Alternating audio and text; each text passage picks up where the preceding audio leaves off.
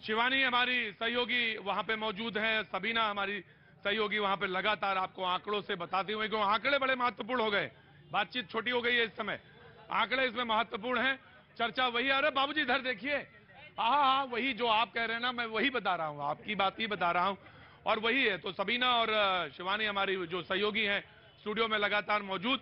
देखिए हिमाचल में एक बात अरुण मैंने भी देखी, मैंने लगभग 10 शो किए वहां पे, सरकारी कर्मचारी बहुत है, वोटिंग पैटर्न अलग है वहां पे, और आर्मी में इस बैकग्राउंड के लोग हैं, तो ये पैटर्न अलग करता है गुजरात से, क्योंकि गुजरात में वो जो मुद्दे मुझे दिखे, राम मंदिर मुद्दा का, राम का जयकारा, लेकिन हिमाचल में पॉकेट्स में ही सुनाई पड़ा, ज्यादा नहीं सुनाई पड़ा, तो वो पैटर्न अलग है हिमाचल का।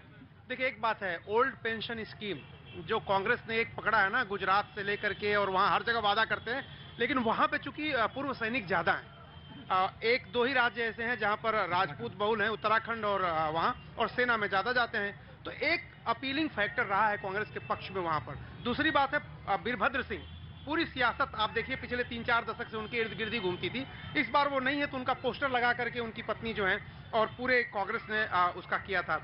अगर कैंपेन की बात करें तो एक इमोशनल कार्ड भी खेलने की कोशिश हुई थी, इसलिए जो क्लोज फाइट दिखाई दे रही है 30-35, 35 से 39, कांग्रेस का जो आंतरिक सर्वे है उसमें 42 के आसपास सीटें उनको मिल रही हैं, यानी आंतरिक सर्वे में उनकी सरकार बन रही है, लेकिन असलियत तो क्या है वो 8 को पता चलेगा। 8 को पता चलेगा, लेकिन मैं आपको बता दूंगा 8 तारीख को सुबह ही से ही अपना नाश्ता वास्ता भैया जी के लिए लेके आ जाइएगा आप लोग। हाँ हाँ, तो भैया जी नाश्ता कहाँ करेंगे? हाँ, ढोकले और फाफड़ा, ढोकले पापड़ा लाएंगे आपके लिए भी लाएंगे। गुजरातियों का दिल बहुत बड़ा होता है, इसमें दो राय नहीं। खाना सबसे पहले पूछते खाना खाया, नाश्ता किया, नाश्तो हुआ, पहले सबसे पहले पूछते हैं। तो 8 तारीख को मैं यहीं पे सवेरे 6 बजे मौजूद हो जाऊंगा। हाँ जी, आपका वेलकम होगा। मैं, हाँ मुझे मालूम है, और गुजरातियों मैंने तो कह दिया यहाँ पे एक कमरा तलाशो, घर तलाशो, यहीं पे रुकने का इंतजाम करते हैं। जी बाबूजी नमस्ते, सोशल एक्टिविस्ट हैं जी, क्या नाम हो गया साहब? हर्षद पटेल। हर्षद पटेल। हर्षद भाई क्या कहना चाह रहे हैं आप? दरअसल सब लोगों ने मोदी की बात कही।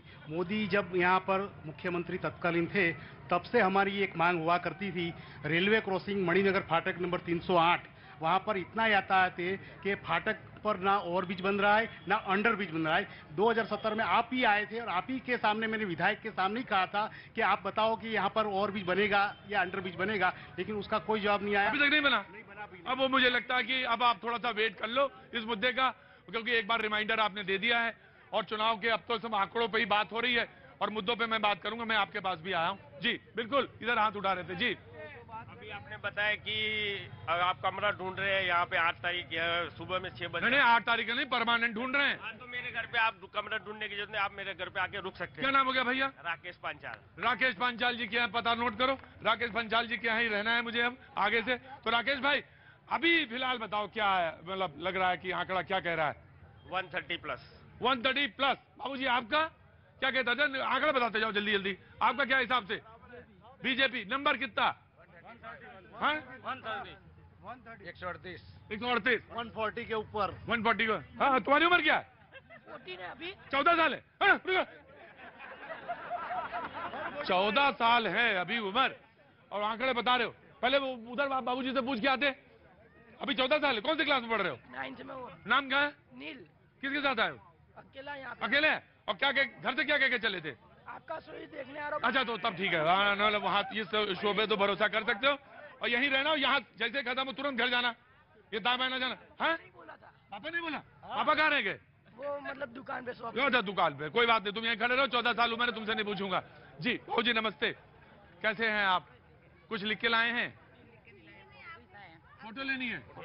मेरी फोटो, इसके बाद तो मैं फोटो ही खिंचवा रहा हूँ सब, यही कहा। नहीं मैं आपके फोटो के सब्जी लेने आए थे, तो खोलो कैमरा खोलो बाबूजी, बड़े जल्दी कैमरा खोलो। हाँ भैया जी देख लो, भैया जी दो ही 3 चीजें हैं, वो कुतुब मीनार और भैया जी लीजिए साहब, ये हो गया। अच्छा वोट तो डाला था ना आपने? हाँ जी जी भैया एक बात कहना चाहते हो, क्या नाम है तुम्हारा? मुझे कोई दिक्कत नहीं, आप ही का शो है, जो एक बात क्या 2 बात कहो, लेकिन किस मुद्दे पे? चुनाव पे? चुनाव में नहीं। हाँ। मैं एक बात बोलना, जो भी सरकार आएगी तो महंगाई और रोजगारी भी कुछ हो जाए। महंगाई जी, महंगाई, रोजगारी, बेरोजगारी, ये मुद्दे 2 लगभग भुज तक मुझे सुनाई पड़ा, भुज में खूब सुनाई पड़ा मुझे, भुज में ये मुद्दा 2 मुद्दा खूब सुनाई पड़ा, हालांकि पॉकेट्स में हर जगह सुनाई पड़ा ये मुद्दा महंगाई और बेरोजगारी रोजगारी नहीं है, मुद्दा है ही नहीं। तीन ही मुद्दे हैं जी, क्या है? पहला मुद्दा मोदी, दूसरा मुद्दा मोदी, तीसरा मुद्दा मोदी।